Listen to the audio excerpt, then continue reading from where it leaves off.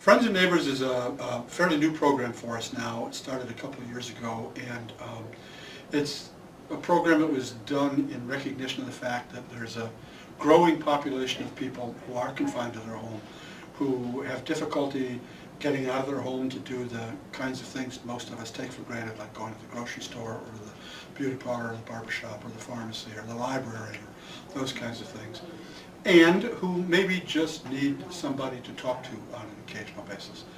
And so Friends and Neighbors tries to match up some of those folks who have that kind of need with people who have some time to contribute and who are willing to spend a couple hours a week at a minimum with somebody who has that kind of a need. And when we started the program, we thought it would mostly be for older adults who are being confined to the home.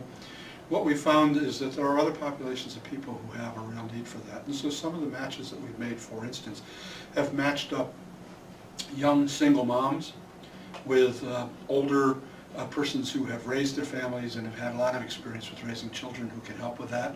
In one case, we were able to match a young single mom up with a retired social worker, and it was a match made in heaven for both of them. We also have done matches where we've matched up persons with developmental disabilities who are a bit younger, maybe in their 30s or 40s, but who also have the need for companionship with somebody who's not being paid to be their companion.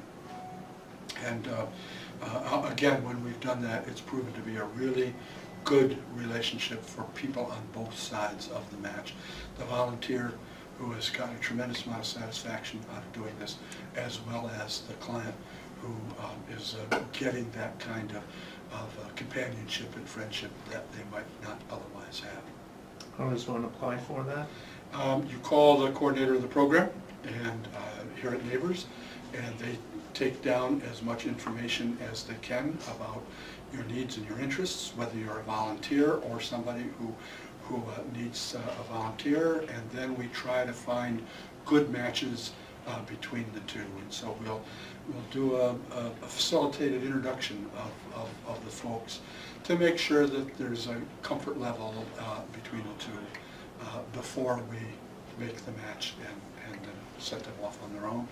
We ask when people do agree to be a part of the program that they provide us at least a year, because we want to be able to provide that relationship over a 12-month period for the person who needs the assistance. And then after that, if you don't want to continue, that we understand, and we'll try and find somebody else for that match. If you do want to continue, we're delighted and delighted to have that happen.